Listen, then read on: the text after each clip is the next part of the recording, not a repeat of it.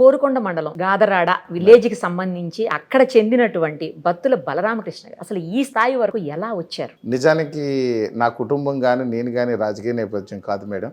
నేను ఒక రైతు బిడ్డని. చిన్నప్పటి నుంచి వ్యవసాయం చేస్తూ స్కూల్లోకి వెళ్ళి చదువుకున్నాను. ఆ తర్వాత నేను మధ్యలో చదువు ఆపేసి అసలు ఏదో ఉద్యోగం కావాలనుకుంటే ఆ రోజుల్లో నాకేమనిపించింది అంటే ఒక సెక్యూరిటీ గార్డ్ ఉద్యోగం కనిపించింది. 15 రోజుల సెక్యూరిటీ గార్డ్ ఉద్యోగం చేసిన తర్వాత ఒక పెద్ద ఆయన ప్రియదర్శిని స్పిన్నింగ్ మిల్స్ ఎండి నన్ను కొన్ని విషయాలు అడిగారు. ఆయన అడిగిన తర్వాత మరి ఎందుకు వచ్చావు, నీకు అంత బాగానే ఉంది కదా? లేదు సార్, నా కాళ్ళ మీద నాకు నిలబడాలనిపించింది, దానికోసం వచ్చాను, కానీ ఈ ఉద్యోగం అంతగా కంఫర్ట్ అనిపించట్లేదు అంటే వెంటనే అక్కడ ఉన్న కాంట్రాక్టర్ని పిలిచి ఆయన ఈయనకి మంచి జాబ్ ఏదైనా ఇవ్వండి, మీకు పనికి వస్తాడని చెప్పారు. అప్పుడు మా కంపెనీలో అసిస్టెంట్ మేనేజర్ జాబ్ అనేది మా కాంట్రాక్టర్ ఇవ్వడం జరిగింది. తర్వాత మేనేజర్ ఇచ్చారు, తర్వాత ఒక బ్రాంచ్ మేనేజర్గా కూడా నాకు ఇచ్చారు. 99లో నేను ఇదే బిజినెస్ నేను ఎందుకు పెట్టకూడదని చెప్పేసి సొంతంగా అక్కడ రిజైన్ చేసి వచ్చి పెట్టుకున్నాను. అదే Indian force, Indian security force అని పెట్టుకున్నాను.